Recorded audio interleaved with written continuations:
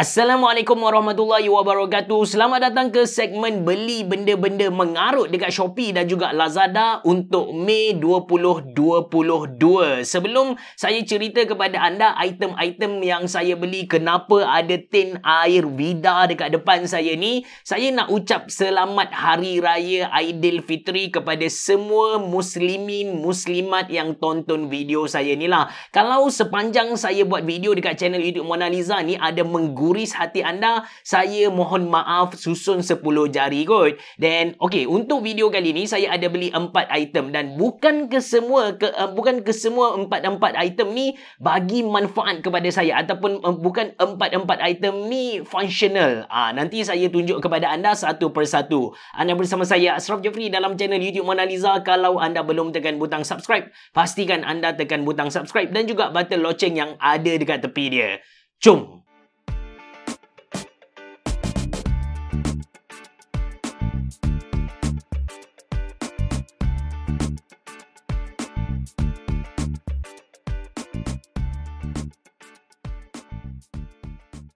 Okey, untuk item pertama ni, dia perlukan sedikit masa untuk saya buktikan kepada anda betapa fungsionalnya benda alah ni. Warna hijau, gelas yang warna hijau dekat depan saya ialah mesin penyejuk air. Tak kisahlah anda nak minum direct dari gelas yang dia bagi kepada kita ni, ataupun anda nak masukkan air tin ke dalam dia, ataupun maybe anda suka minum dari botol kaca macam air Barbican ataupun air orange zaman dulu-dulu tu. So just masukkan ke dalam ni, tekan dia punya button on dan tunggu dia siap lah. So untuk buktikan kepada anda yang benda ni berfungsi, saya akan masukkan air suam ni ke dalam ni. Saya akan turn on dia, letak tepi, dan pada akhir video nanti kita check suhu akhir dia berapa. Cara guna dia seriously simple, dan dalam mug ni dia punya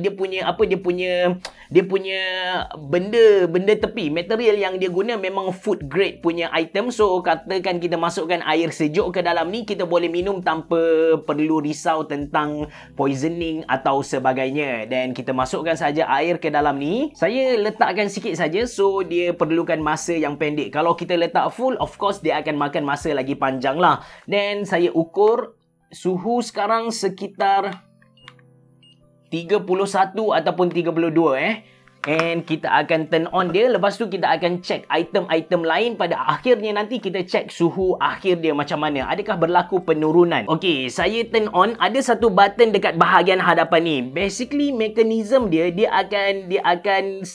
macam peti sejuk kita. So bahagian bawah ni akan sejuk, dia akan sedut udara panas ataupun haba panas dari dalam gelas tolak keluar ikut bawah ni. So kita turn on dekat sini, warna biru akan menyala dan dia akan keluarkan bunyi yang boleh dikatakan bising, tapi tak adalah bising sampai kita kata mengganggu kita punya fokus. Kejap. Bising macam ni lah. Kita letak tepi dulu. Suhu tadi kita dah check dalam 32 macam tu Alright, so suhu dalam 31-32. Letak tepi dulu, kita pergi kepada item yang kedua. Ini dia, sekali lagi storage box. Kalau anda tonton video saya beli benda-benda mengarut dekat Shopee ni, episod 1, episod 2, episod 3 sampai sekarang mesti ada storage box. Cuma untuk kali ni saya beli sebab kita boleh letak tisu dekat dalam dia. Kemudian saya boleh letak, ini dia saya punya screwdriver, dan saya boleh letak remote control Xiaomi Mi TV P1 yang saya review sebelum ni, dan ada gunting. Atas ni saya boleh letak juga beberapa item.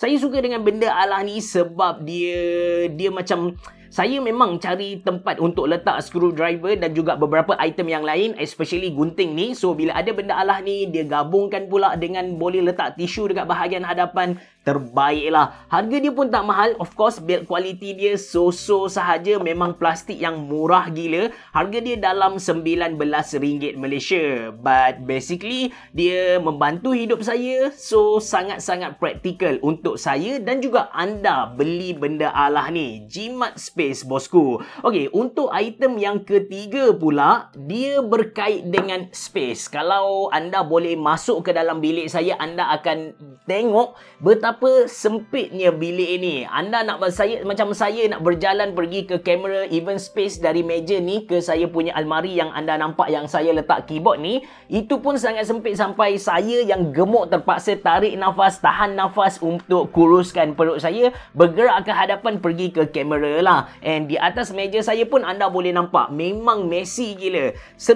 Bukan sebelum ni lah, saya ada 2 biji laptop dengan satu iPad, satu MacBook. Saya ada Gigabyte Aorus 15G. Ini yang memang saya kata main saya punya working station. Lepas tu saya ada MacBook Pro M1 Max yang saya review sebelum ni. Saya tak berapa guna dia sebab saya lebih suka Windows punya OS. Kemudian saya ada iPad Pro lah. Jadi kalau saya letak dia secara macam bertindan macam tu, possibility screen dia pecah ada sebab benda atas akan bagi tekanan kepada benda bawah kan. So saya fikir why not saya susun benda alah ni secara menegak. Untuk buat benda tu saya terpaksa beli item yang ketiga ni.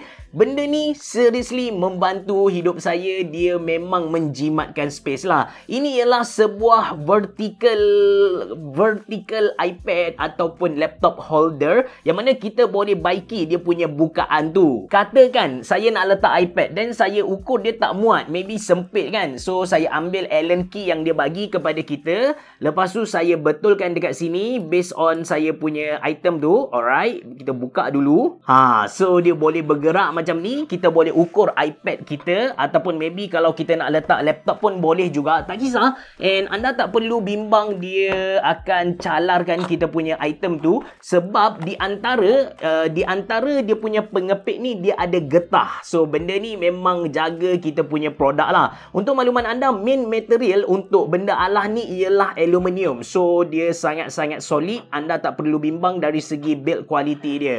Once kita dah tahu saiz untuk kita punya iPad ataupun laptop ni, kita ketatkan saja. Simple guys. Alright. So untuk laptop saya dah boleh letak So kita letak macam ni tepi monitor kita. Monitor yang ada dekat tepi ni. Dan sama juga iPad pun kita boleh letak dekat sini. Cuma ketat sikit lah. Nanti saya baiki benda ala ni. But apa yang saya nak cerita kepada anda, ini punya pemegang betul-betul functioning. Harga dia mahal sikit. Ada yang murah dekat Shopee tapi build quality dia plastik.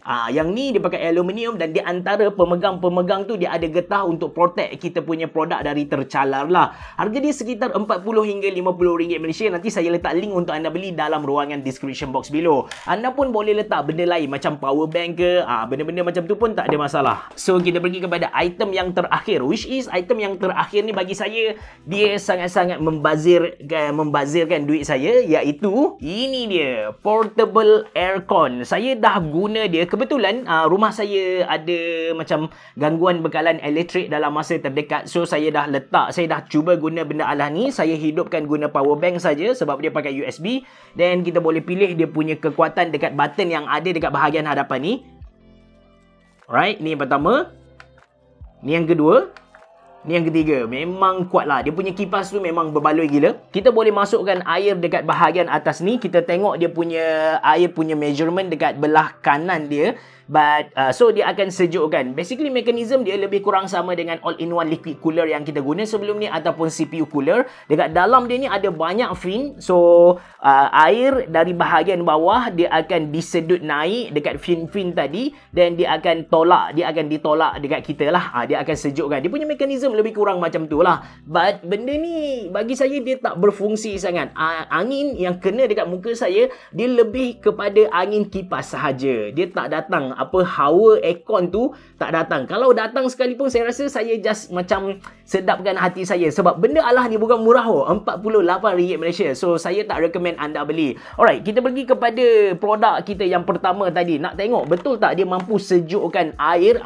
Kita tengok Sekejap saya simpan elok-elok benda alah ni. Okay, so ini yang kita dah sejukkan tadi. Tiba masa untuk kita ukur dia punya suhu dalaman dia. Right.